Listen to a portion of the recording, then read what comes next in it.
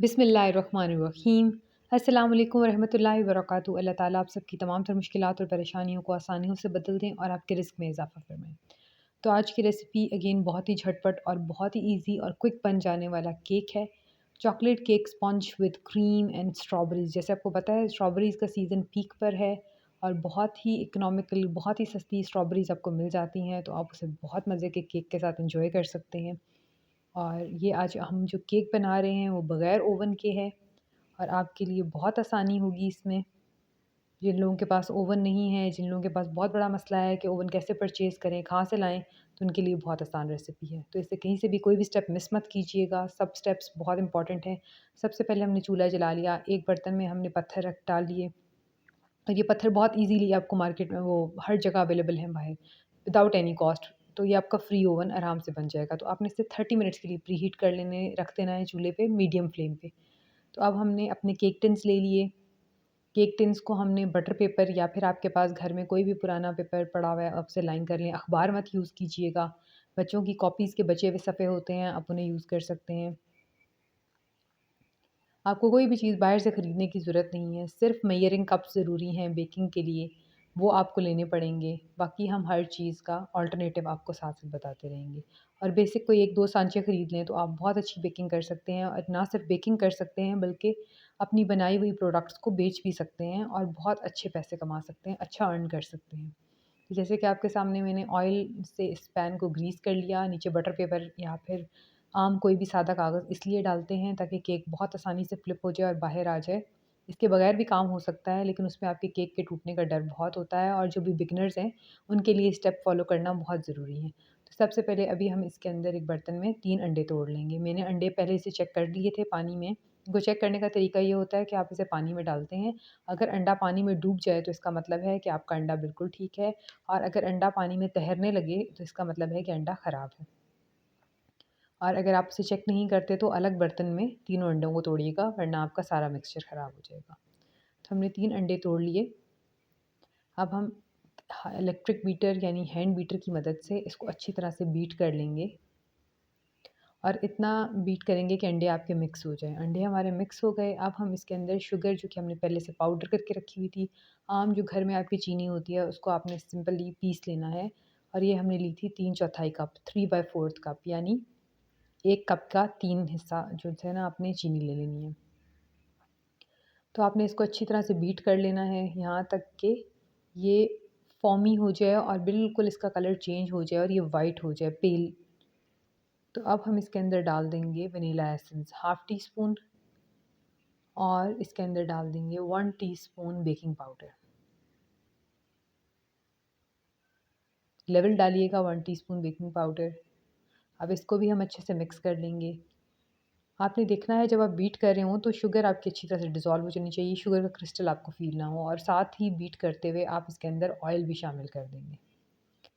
तो ऑयल डालते वक़्त आप ध्यान रखिएगा कि आपका बीटर ऑन हो ताकि ऑयल आपका जाके सरफेस पे बैठे नहीं और आराम से मिक्स हो जाए। अब 1/4 कप हमारे पास है कोको पाउडर और 3/4 कप है हमारे पास ऑल पर्पस फ्लावर या कोई भी जो सादा मैदा है, जो आपको आराम से किसी भी करीब के स्टोर से मिल जाता है वो।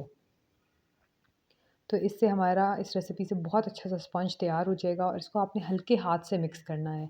कट, फ़ोल्ड और किसी भी स्पैचुला से या किसी भी घर में कोई भी चम्मच सीधा हो जिससे आप इसे फ़ोल्ड कर सकते हैं, तो आप इसे मिक्स कर लीजिए। लेकिन ध्यान रखिएगा इसे आप बहुत हल्के हाथ से मिक्स करेंगे। अगर आप इसे बहुत ज़्यादा तेज़ी से या चम्मच उल्टा-सीधा 2 तरफ से चलाएँगे, तो इसमें जो एयर बबल्स आपने ट्रैप किए हुए थे बीटिंग के दौरान, तो वो निकल जाएँगे। अब हम इस मिक्सचर को 3 पैन्स में इक्वल डिस्ट्रीब्यूट कर लेंगे। अगर आपके पास 3 पैन अवेलेबल नहीं है, तो आप 1 पैन में भी डाल सकते हैं और अगर आपके पास 2 पैन हैं, तो आप 2 में भी डाल सकते हैं। मैंने 3 पैन्स में इसलिए डाला है कि मुझे केक स्लाइस नहीं करना पड़ेगा और ये बिगिनर्स के लिए बहुत ज़रूरी है कि उनके लिए आसानी हो जाए, उन्हें केक स्लाइस ना करना पड़े। हमारा जो स्टोन ओवन है या हमारा पतीला अच्छी तरह से प्री हीट हो चुका है। आप इसके अंदर हाथ रखेंगे और 10 तक काउंट करेंगे तो आपका हाथ हीट बर्दाश्त नहीं कर सकेगा। तो दैट मीन इट्स ये डन है। अब मैंने तीनों पैन्स इसके अंदर रख दिए और इसको कवर कर दिया। फर्स्ट 5 मिनट्स के लिए मैं फ्लेम को तेज़ करूँगी ताकि ये अपनी हीट रीगेन कर लें क्योंकि जब हमने इसका लिड हटाया था तो इसमें से हीट निकल चुकी थी और फर्स्ट 5 मिनट्स के बाद आपने इसको दोबारा मीडियम फ्लेम के पे छोड़ देना है नेक्स्ट 10 मिनट्स के लिए। अब आप देख सकते हैं कि बहुत अच्छे से केक हमारे बेक हो चुके हैं, बहुत अच्छे से स्पंज रेडी हैं। अब आपको मैं वुडन स्क्रूअर से चेक करा देती हूँ कि इसके अंदर किसी किस्म का कोई लिक्विड मौजूद नहीं है और कोई ज़रा इसके ऊपर नहीं आ रहा और ये बिल्कुल डन है। अच्छा, ये बहुत ज़रूरी और इम्पॉर्टेंट स्टेप है। बहुत लोगों के साथ प्रॉब्लम होती है कि उनका केक ड्राई हो जाता है। आपने क्या करना है कि कोई भी किचन टॉवल आपने उसको अच्छी तरह से गीला करके निचोड़ लेना है और गरम-गरम जब आपके केक ओवन से निकलें तो आप उसे गरम उस गीले टॉवल से कवर करके रख देंगे। इस तरह आपके केक का मॉइस्चर लॉक हो जाएगा और आपका केक सॉफ्ट और मॉइस्ट रहेगा। अब हमारे पास है व्हिपिंग क्रीम, किसी भी नॉन डेयरी व्हिपिंग क्रीम आपने ले लेनी है, जो भी आपके करीब में दुकान मिल जाती है, तो आप उसे सिंपल बीटर से मिक्स कर लेंगे। इसमें कुछ और नहीं करना, इसमें शुगर पहले से एडेड होती है और एसेंस भी। अगर आप कोई कलर ऐड करना चाहें, देखिए कितनी स्टिफ बीट हुई है कि हम पैन को उल्टा भी कर रहे हैं तो ये गिर नहीं रही और बहुत अच्छी सी सॉफ्ट और स्मूथ और शाइनी है। अब हम इसे अपने केक पे स्प्रेड करेंगे। तो सबसे पहले हमें केक की एक लेयर को निकाल लेना है और देखिए आप कितने आराम से फ्लिप होने पे निकल आया और हमने इसके ऊपर से बटर पेपर हटा लिया और इसे अपनी सर्विंग डिश पे रख लिया। अच्छा, शुगर सिरप हम कैसे प्रिपेयर करेंगे? आधा कप पानी ले लेंगे, उसमें 2 टेबलस्पून चीनी डाल लेंगे और उसको चूल्हे पे इतना पकाएंगे कि आपकी शुगर डिज़ोल्व हो जाए। मतलब ओवर कुक नहीं करेंगे, जस्ट ब्रिंग अ बॉयल, एक बॉयल आ जाए तो काफ़ी है और बस उसे ठंडा होने रख देंगे।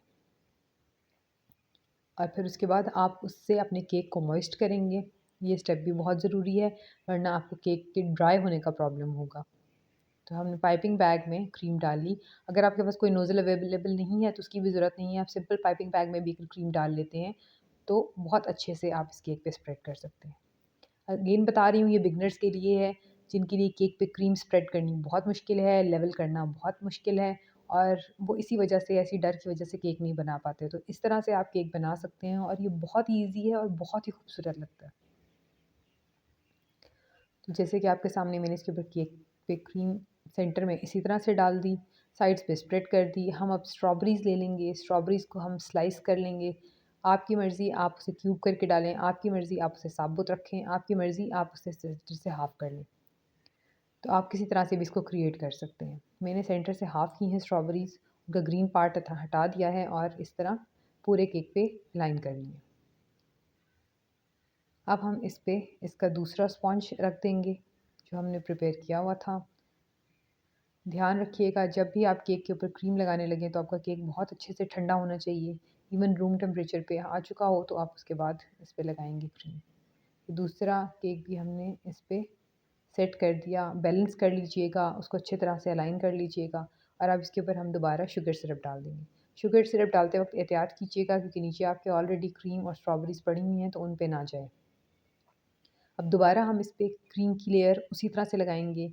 सिंपल आप ड्रॉप्स बनाते जाएंगे और इस तरह हमारे पूरे केक पे अच्छे से क्रीम लग जाएगी। और अब हम इस पे स्ट्रॉबेरी लेयर कर लेते हैं, जिस तरह हमने पहले स्टेप पे की थी। और अब हमारी थर्ड और टॉप लेयर आ गई है। थर्ड और टॉप लेयर पे भी हम एग्जैक्टली वैसे ही शुगर सिरप डालेंगे और उसके बाद फिर हम क्रीम के ड्रॉप्स डालते जाएंगे।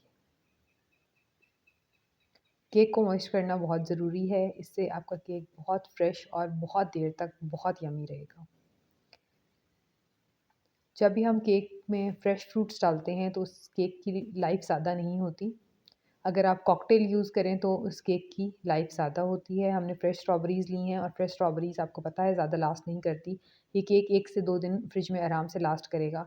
और अगर आप ऑर्डर्स लेना चाहती हैं तो ये बहुत ज़बरदस्त है, ईद करीब है तो आपके लिए बहुत ज़बरदस्त रेसिपी है। आप इससे अर्न कर सकती हैं। किसी भी होम बेकर को कोई भी बंदा प्रेफ़र करता है, इसलिए क्योंकि बाहर केक्स बहुत एक्सपेंसिव हैं। अब हमने चॉकलेट ले ली 100 ग्राम्स, इसको हमने चॉप कर लिया। चॉप करने के बाद एक सिंपल ग्लास में इसको डाल दिया और एक पतीले में गर्म पानी लिया और उसमें हमने अपना ग्लास रख दिया। अब गर्म पानी के टेम्परेचर से चॉकलेट आस्ता-आस्ता मेल्ट करने लगेगी। जब तक चॉकलेट हमारी मेल्ट होती है, हमने एक स्ट्रॉबेरी ले ली, उसमें हमने टूथपिक लगा ली। तो इस तरह हमने स्ट्रॉबेरी के साथ टूथपिक्स लगा के रख लेनी है। ये हमारे लिए बहुत आसानी होगी जब हम इसे चॉकलेट में डिप करेंगे। आपने देखा कि साथ-साथ चॉकलेट भी हमारी मेल्ट हो रही है। तो ये देखें चॉकलेट बहुत अच्छे से मेल्ट हो गई है। लेकिन ये अभी भी बहुत थिक है। तो हम अब क्या करेंगे कि इसमें तकरीबन 2 टेबलस्पून कोकोनट ऑयल, या अगर आपके पास कोकोनट ऑयल अवेलेबल नहीं है तो आप कोई भी नॉर्मल कुकिंग ऑयल यूज़ कर सकते हैं इसमें। कोकोनट ऑयल इसलिए अच्छा है कि वो बहुत जल्दी सेट हो जाता है। और अब हम स्ट्रॉबेरीज़ लेंगे जो टूथ से साथ लगी हुई थी, और उन्हें हम चॉकलेट वाले इस मिक्सचर में डिप करेंगे और बस अरेंज करते जाएंगे। इस तरह हमने सारी अपनी स्ट्रॉबेरीज़ जो हमने टूथपिक के साथ लगा के रखी हुई थी वो हमने डिप कर ली। और अब हम इसे थोड़ी देर फ्रिज में सेट होने के लिए रखेंगे। जब स्ट्रॉबेरीज़ हमारी सेट हो जाएंगी, जैसे देखें आप ये बहुत अच्छे से सेट हो चुकी हैं, तो हम इसे अपनी टॉप लेयर के ऊपर रखेंगे।